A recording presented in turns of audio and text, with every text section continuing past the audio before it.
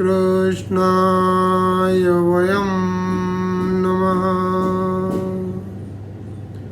Gita chapter 12 श्लोक 13-14। अद्वेष्टा सर्वभूतानां मैत्रकरुणा एव च निर्ममो निरंकार समदुःखसुखसमी संतुष्ट सततं योगी यतात्मा दृढ़निश्चय मयार्पित मनोबुद्धि यो मद्भक्त समे प्रिय यो मद्भक्त समे प्रिय। ऐसा मेरा भक्त मेरे को बहुत प्रिय है। कौन सा भक्त? जो योगी है, जिसने मन मेरे में लगा दिया है और बुद्धि मेरे में प्रविष्ट कर दी है, मन और बुद्धि मेरे में स्थिर कर दिया है। ऐसा भक्त मेरे को बहुत प्यारा है। कैसे करते हैं कि चैप्टर 6 के अंदर बताया है श्लोक 26 में, यतो यतो निश्चरति मन चंचलम स्थिरम ततो ततो नियमे तत् आत्मन्येव वशम नहित। जैसे जैसे मन अचल करते टाइम जैसे जैसे मन दूर भागता है, उसको वापस पकड़ के वापस उस जगह पे लाना, ये अभ्यास है, ये एक तरीका है जो यहाँ पे बताया 26वें श्लोक में। तो ऐसे हमको मन को कंट्रोल करके एक जगह पे स्थिर करना पड़ेगा। तो जब एक बार आपने स्थिर कर दिया तो भगवान बोलते हैं चैप्टर 8 श्लोक 7, तस्मात् सर्वेषु कालेषु मामनु स्मर युध्य च मया अर्पित मनोबुद्धि मामे वेशिस संशयम। कि भगवान अर्जुन को बोलते हैं कि तू मेरा स्मरण कर और युद्ध भी कर। युद्ध जैसा घोर काम भी करते समय भगवान को याद रखा जा सकता है। ये मन की स्थिति की बात कर रहे हैं। मैं अर्पित मनोबुद्धि, मेरे में मन बुद्धि अर्पित कर ले इसमें और वो मेरे में ही रहेगा। फिर भगवान ये भी बोलते हैं कि तेसा ज्ञानी नित्य युक्त एक भक्ति विशिष्यते। चैप्टर 7 श्लोक 17, प्रियो ही ज्ञानी नोप्यर्थम अहम सच मम प्रिय। मेरे को ज्ञानी भक्त बहुत प्रिय है। और ये ज्ञानी भक्त जो 7वें अध्याय के अंदर भगवान ने बताया है, उसी के सारे गुण यहाँ पे बताए जा रहे हैं। तो भगवान बोलते हैं कि फिर तो मैं इसी हिसाब से चलता हूँ, आप में मन नहीं। बोले कि ना, एक चीज़ और समझ लें। क्या? कि सर्वधर्मान परित्यज्य, चैप्टर 18 श्लोक 66, सर्वधर्मान परित्यज्य मामेकं शरणं व्रज अहम त्वाम सर्व पापेभ्यो मोक्षयिष्यामि मा शुचि। तू सारे धर्मों को एक तरफ रख के जैसा मैं कहता हूँ वैसा कर। मैं जो कहता हूँ वही धर्म है, और ये समझ के तू मेरी शरण में आ जा और तेरे सारे पाप मैं निश्चित ही दूर कर दूंगा। ऐसा भगवान बताते। देखिए यहाँ पर ये जो भक्त आया है, ये जो योगी कहलाता है, ये कौन है? तो हमने थोड़ा पीछे जाना पड़ेगा कि 18वां-19वें श्लोक में हमने कर्म साधना के फल की बात की थी, ज्ञान जो मिला था, और उस ज्ञान के अंदर सेवा का जो प्रभाव होता है, सर्व कर्म फल त्याग का जो फल होता है, सेवा का जो फल होता है, उसके प्रभाव से परम शांति प्रदान करता है। उसके बाद में 17वां श्लोक में कर्म योग के गुण आए थे। कर्म योग के गुण जिनको ज्ञान बोलते हैं, और कर्म योगों का इसमें कर्मों का नाश हो जाता है और नाश होके सब शांत हो जाता है। इसमें चैप्टर 4 के अंदर श्लोक 18 में भगवान ने बताया है, यस्य सर्वे समारंभा काम संकल्प वर्जिता ज्ञानाग्नि दग्ध कर्माणाम तमाहु पंडितम बुधा। ज्ञान अग्नि में सारे कर्म नष्ट हो जाएंगे और कर्म नष्ट हो जाएंगे और वो ज्ञान भी वहाँ नष्ट हो जाता है, कर्मों का ज्ञान भी वहाँ नष्ट हो जाता है। तो ये जो चीज़ है ये कर्म योग पूर्ण होने पर होता है। उसके बाद में 15-16 श्लोक में हम ज्ञान योग से प्राप्त गुणों की बात की थी।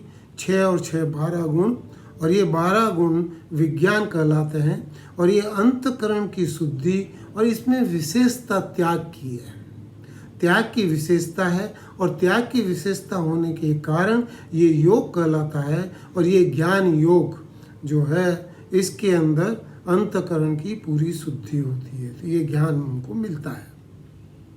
13वें 14 के अंदर भक्ति योग की बात हुई है। और ये भक्ति योग जो है ये अभी हम देख रहे हैं। और ये मन बुद्धि को स्थिर करने पर ये ज्ञान होता है। तो ये क्या क्या ज्ञान है अब हम थोड़ा सा उसको देखें, क्या क्या इसके फल मिलते हैं।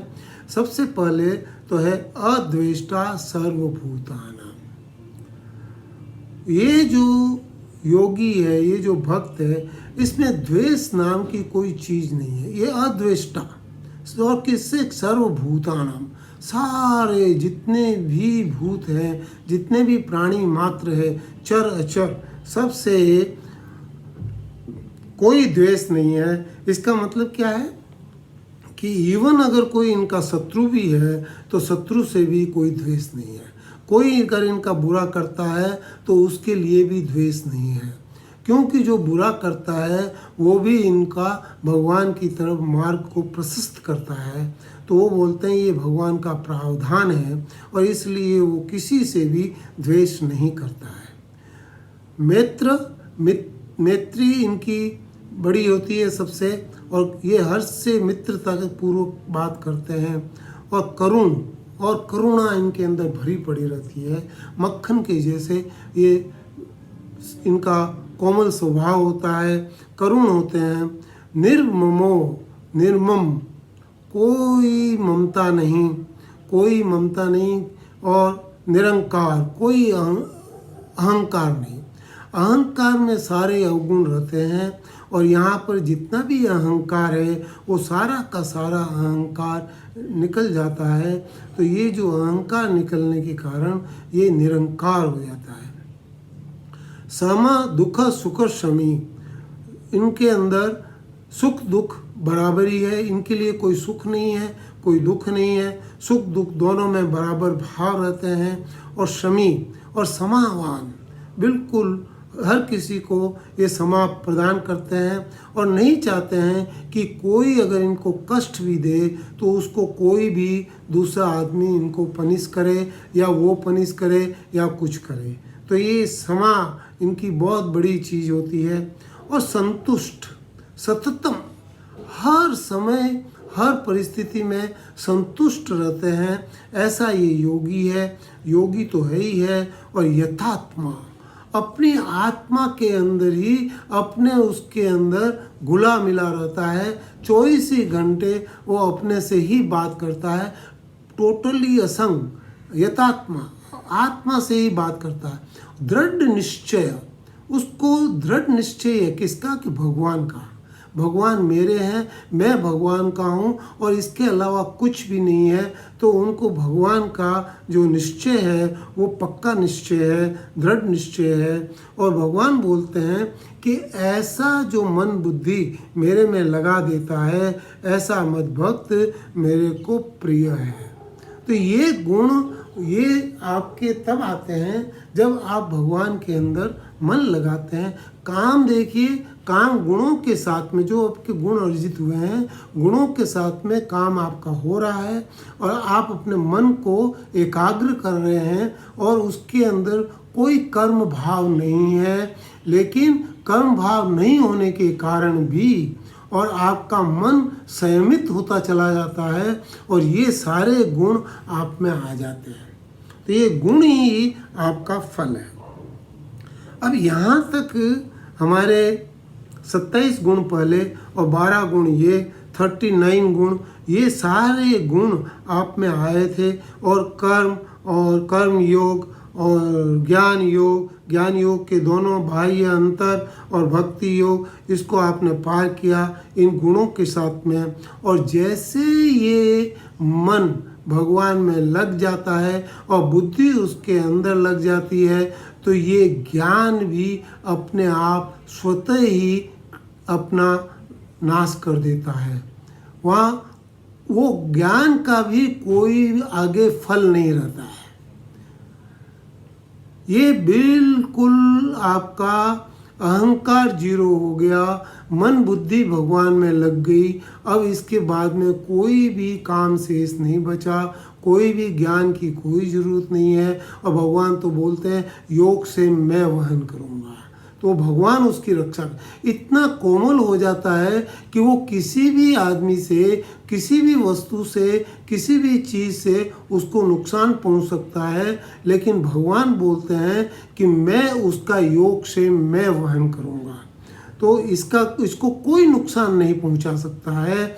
और ये जो गुण है, ये गुण सांसारिक चीज़ों के लिए नहीं है, ये लोक व्यवहार के लिए नहीं है, ये गुण है अपने मन को कंट्रोल करने के लिए। और ये जो मन को जब आपने कंट्रोल कर लिया तो मन बुद्धि भगवान में प्रविष्ट हो गई। और भगवान बोलते हैं कि ऐसा मन बुद्धि मई अर्पित मनोबुद्धि ही, ऐसी मन बुद्धि वाला आदमी यो मद भक्त समे प्रिय, ऐसा मेरा भक्त, ऐसा मेरा ज्ञानी मेरे को बहुत प्रिय है, ऐसा भगवान बोल रहे हैं। और ये यहाँ पर बहुत ही ऊंची भक्ति आ गई, 8वीं भक्ति। और अब एक भक्ति हमारी और बच जाती है चित्त भगवान को अर्पित करने का, तो वो हम अगले उसमें देखेंगे। और चित्त अर्पित करने का फल दोनों बहुत ही सुंदर ये इसका वर्णन है। तो ये आपका नवदा भक्ति का चैप्टर 12 का पूर्ण निष्कर्ष ये अगले एपिसोड के अंदर, अगले उसके अंदर, प्रवचन के अंदर हम देखेंगे। राम।